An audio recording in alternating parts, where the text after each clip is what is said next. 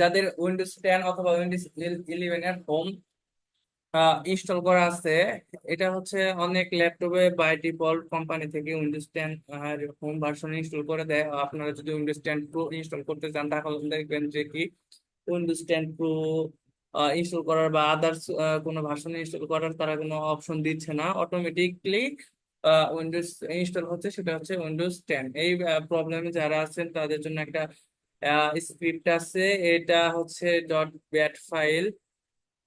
ঠিক আছে, এটা যদি আমরা ভিউ থেকে ফাইল এক্সটেনশন নেম শুরু করি, তো এটা হচ্ছে ডট ব্যাট ফাইল। এটা একটা স্ক্রিপ্ট।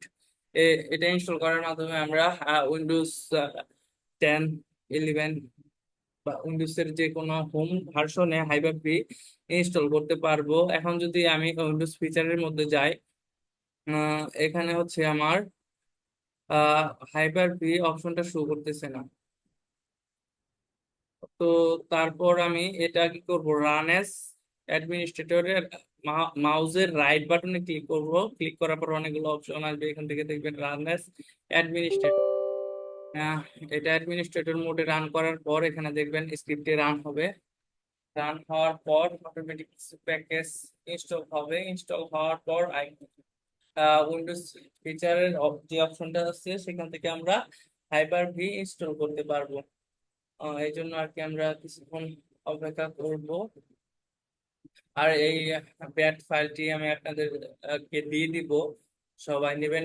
আমি যেভাবে দেখাচ্ছি সেম টু সেম এভাবে করবেন, তাহলে ইনশাআল্লাহ যাদের উইন্ডোজ এর হোম ভার্সন তাদের এই হাইপার ভি ইনস্টলের প্রবলেমটি সলভ হবে।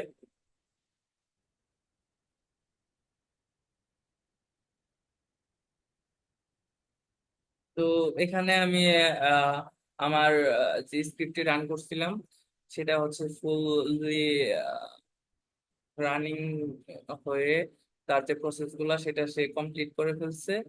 এখন যদি আমি ওয়াই আর এন, ওয়াইতে হচ্ছে yes, do you want to restart the computer now.